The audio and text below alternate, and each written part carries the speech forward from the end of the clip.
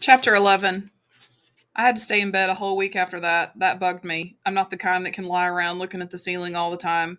I read most of the time and drew pictures. One day I started flipping through one of Soda's old yearbooks and came across a picture that seemed vaguely familiar. Not even when I read the name Robert Sheldon did it hit me who it was. And then I realized it was Bob. I took a real good, long look at it. The picture didn't look a whole lot like the Bob I remembered, but nobody ever looks a whole like his picture in the yearbook anyway. He had been a sophomore that year. That would make him about 18 when he died. Yeah, he was good looking even then, with a grin that reminded me of Soda's, a kind of reckless grin. He had been a handsome black haired boy with dark eyes, maybe brown, like Soda's, maybe dark blue, like the Shepherd boys. Maybe he'd had black eyes, like Johnny. I'd never given Bob much thought. I hadn't had time to think, but that day I wondered about him. What was he like? I knew he liked to pick fights, had the usual social belief that living on the West Side made you Mr. Super Tough, looked good in dark wine colored sweaters, and was proud of his rings. But what about the Bob Sheldon that Cherry Valance knew? She was a smart girl. She didn't like him just because he was good looking. Sweet and friendly, stands out from the crowd. That's when she had said, a real person, the best buddy a guy ever had, kept trying to make somebody stop him. Randy had told me that. Did he have a kid brother who idolized him? Maybe a big brother who kept bugging him not to be so wild? His parents let him run wild because they loved him too much or too little? Did they hate us now? I hope they hated us. That they weren't full of that pity the victims of environment junk the social workers kept handing Curly Shepherd every time he got sent off to reform school. I'd rather have anybody's hate than their pity. But then, maybe they understood, like Cherry Valance. I looked at Bob's picture, and I could begin to see the person we had killed. A reckless, hot tempered boy, cocky and scared stiff at the same time. Pony boy. Yeah? I didn't look up. I thought it was the doctor. He'd been coming over to see me almost every day, although he didn't do much except talk to me. There's a guy here to see you. Says he knows you. Something in Darry's voice made me look up, and his eyes were hard. His name's Randy. Yeah, I know him, I said. You want to see him? Yeah, I shrugged. Sure, why not? A few guys from school had dropped by to see me. I have quite a few friends at school, even if I am younger than most of them and don't talk much. But that's what they are, school friends, not buddies. I had been glad to see them, but it bothered me because we live in kind of a lousy neighborhood and our house isn't real great. It's run down looking and everything, and the inside's kind of poor looking too, even though for a bunch of boys we do a pretty good job of house cleaning. Most of my friends at school come from good homes, not filthy rich like the Socias, but middle class anyway.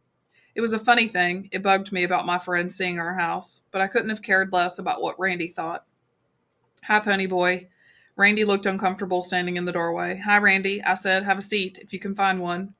Books were lying all over everything. He pushed a couple off a chair and sat down. How you feeling? Cherry told me your name was on the school bulletin. I'm okay. You can't really miss my name on any kind of bulletin.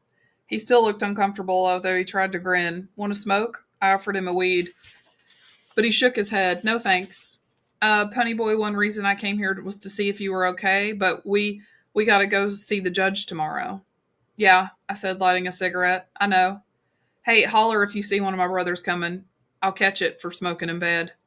My dad says for me to tell the truth and nobody can get hurt. He's kind of upset about all this. I mean, my dad's a good guy and everything, better than most, and I kind of let him down, being mixed up in all this. I just looked at him. That was the dumbest remark I ever heard anyone make. He thought he was mixed up in this. He didn't kill anyone. He didn't get his head busted in a rumble. It wasn't his buddy that was shot down under a streetlight. Besides, what did he have to lose? His old man was rich. He could pay whatever fine there was for being drunk and picking a fight. I wouldn't mind getting fined, Randy said, but I feel lousy about the old man, and it's the first time I've felt anything in a long time. The only thing I'd felt in a long time was being scared, scared stiff. I put off thinking about the judge and the hearing for as long as I could.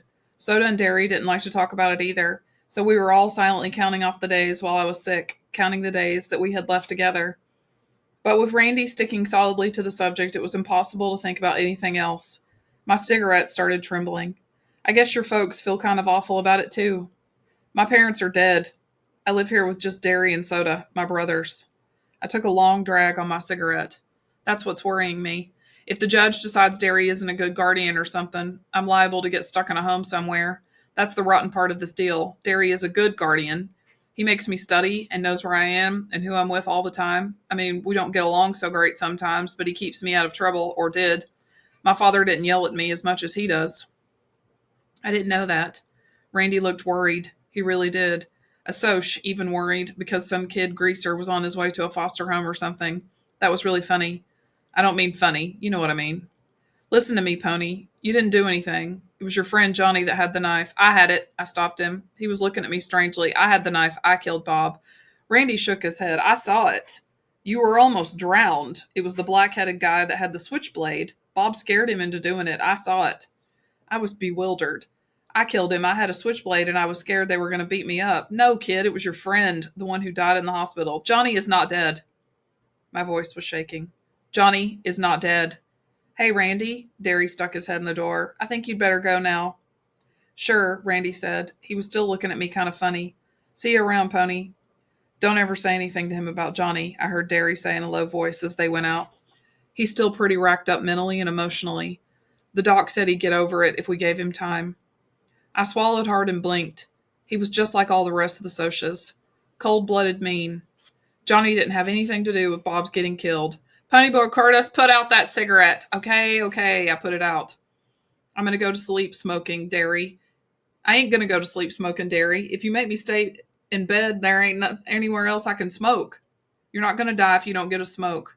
But if that bed catches on fire, you will. You couldn't make it to the door through that mess. Well, golly, I can't pick it up, and Soda doesn't, so I guess that leaves you. He was giving me one of those looks. All right, I said. That don't leave you. Maybe Soda will straighten it up a little. Maybe you can be a little neater, huh, little buddy? He'd never called me that before. Soda was the only one he ever called little buddy. Sure, I said. I'll be more careful.